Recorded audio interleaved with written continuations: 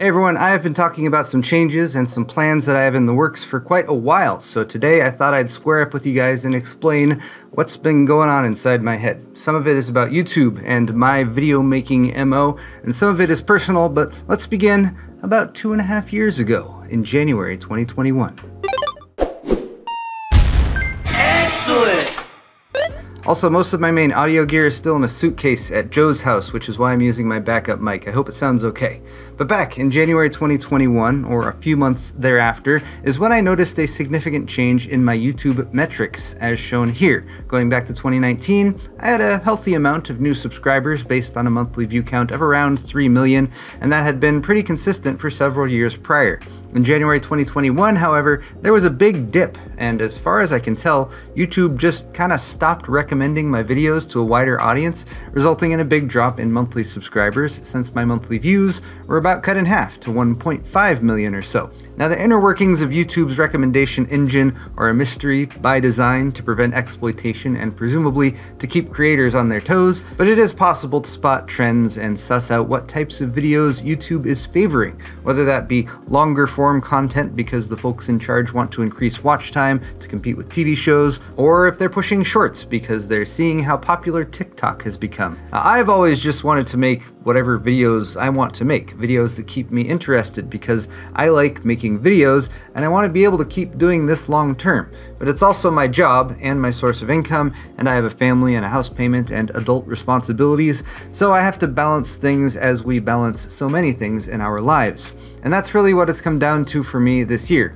Balance and consistency. You can sort the videos I make into two categories, generally speaking, videos about technology and videos about me and the things going on in my life. Now, videos about technology, computer parts, gaming PC builds, benchmarking, and also tech news in the past 2 years have been my bread and butter. I enjoy making them, and they typically have broader appeal. You don't necessarily need to care much about my personal life if you just want to check in on my RTX 4080 benchmark results or get an update on the past week's PC hardware news. But the tech video space has also become quite crowded, with many excellent channels to choose from, and standing out in that crowd is not as easy as it used to be. I've particularly struggled with launch day benchmark review videos in recent years, and with good reason, as my content posts alongside brilliant work from channels like Gamers Nexus, Hardware Unboxed, and Linus Tech Tips. The bright spot in this area for me has been my Sunday Tech News segment, which I thoroughly enjoy making and also performs well thanks to all of you who tune in to watch it. The other kind of videos about me, which are more personal, I've mostly stopped making since my home remodel finished back in 2020. The fact is, they have more limited appeal, and while the feedback from a select group of you would always be positive and ask for more of them, the metrics would almost invariably show fewer views and flat or even negative subscription numbers sometimes.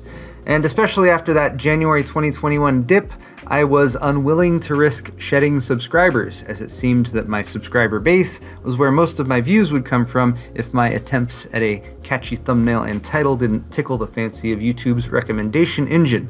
So almost a year ago, I got this office with vague plans to expand and do more of those technology videos, and I'm glad I did get this office because it has helped Joe and I make videos in many ways.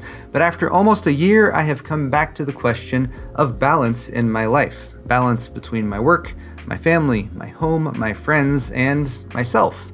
I was not feeling happy because I was spread too thin, and success in one of those areas of my life invariably meant I had fallen short in others.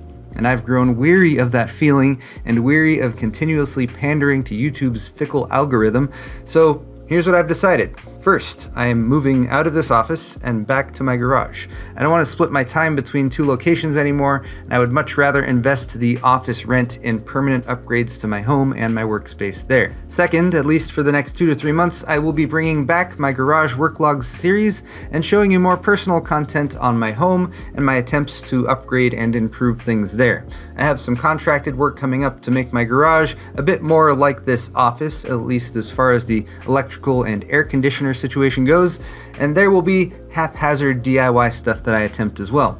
3rd, I will be continuing my tech news series, which goes up on Sundays because I like making them and you all seem to enjoy them too. I'll still be doing videos on other PC hardware and builds and stuff too as time allows, but at least for the next month or two they'll be a little bit less common as I include more videos on home upgrades and the transition back to my garage. I am very excited to get to work, and I think that's one of the biggest indications to me that this is the right move.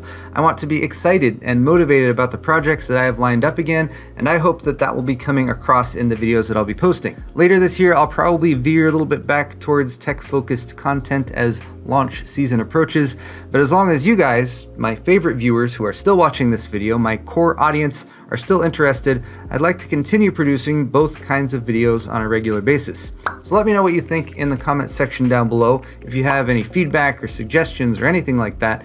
And since I've been talking about personal videos a lot today, I'm now going to switch over to exactly that. A quick run through of what I was up to last week, personally, since I did not come directly home from Computex. I went to Japan. Japan trip, day 1, Saturday, June 2nd, I boarded a plane at Songshan Airport in Taipei and flew to Tokyo Haneda International Airport. My wife Diana and daughter Hana joined me. They flew in from California, and we somehow met in the line for immigration, which was great timing, but I didn't get video of it since you can't film there. We taxied to the hotel, did a quick room tour, grabbed some ramen for dinner, and were very happy to be back together after 8 or 9 days apart. On day 2, we started by hitting the metro over to a place called Benetsuru in Asakusa, where they make big, fluffy pancakes. You've got to wait in line early to book a reservation since they have limited seating, so after doing that, we stopped by a temple nearby to kill some time, and then made our way back at 10:30 to the restaurant. The pancakes there are amazing. They have savory and sweet options. We got a strawberry cream and a salted caramel one, and yes, they're just as good as they look. Highly recommended. For the afternoon that day, we went to Tokyo Skytree, and since we're traveling with a 4-year-old, the kids' garden caught our eye.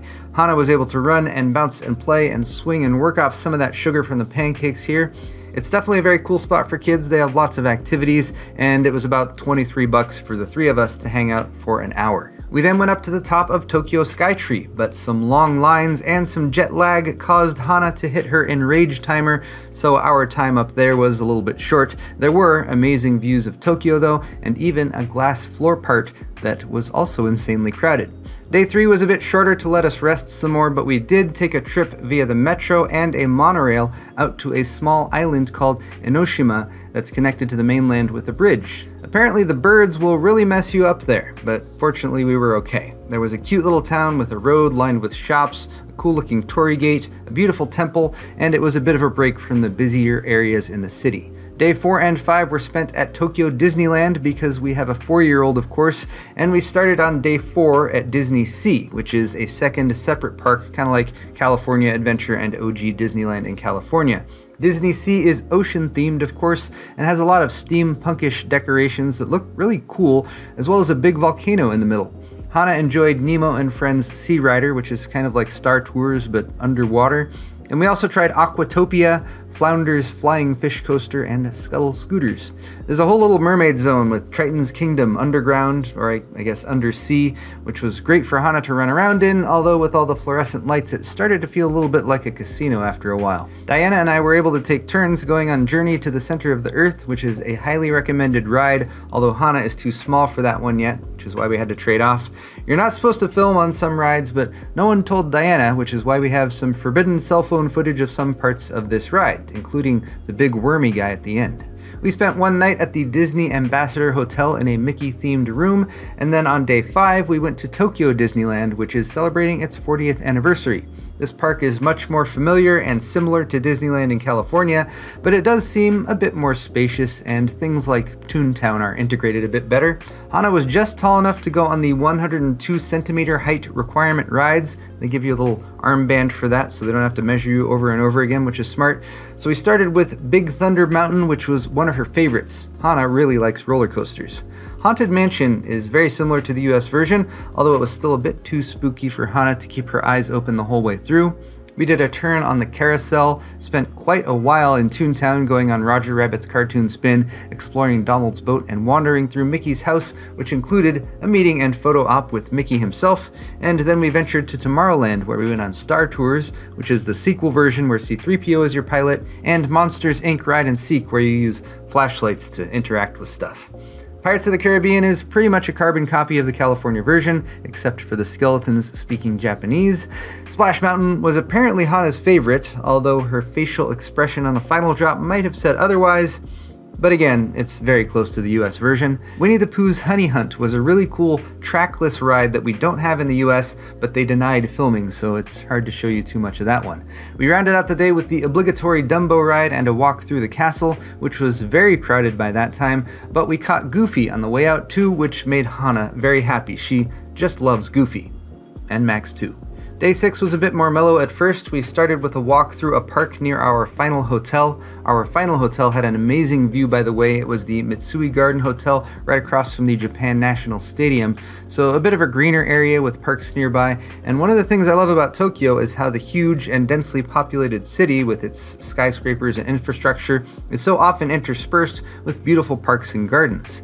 That afternoon we went to Takashita Street in Harajuku though, as if to contrast the greenery, where we were assaulted with loud noises and crowds and an amazing variety of shops, from crepe stands to something called Strawberry Fetish to an otter cafe where you can hang out with otters. They did not want you taking pictures of the otters out front though, however. We also ate at this Pom Pom Purin Cafe, which nearly drove me insane with how insufferably cute everything was. Day 7, we rounded out the trip with a visit to Shibuya and the famed Shibuya Scramble area, which was a bit less crowded due to the rain, and we ate lunch at a place with cat robots who delivered our food to our table, which Hana really liked again. We paid our respects to Hachiko, one of the best dogs ever, and we had dinner at a revolving sushi restaurant that was pretty good.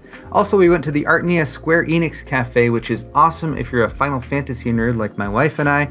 We ate some pancakes there and looked through the figures in the cool room with the Materia waterfall. Although technically that was on the last day when we finally returned to the airport and flew back home to California at the end of an awesome trip to Japan. And that is where I'm going to end this video, you guys. Thank you so much for watching. Thank you for bearing with me. Thank you for all your comments and feedback down in the comment section down below.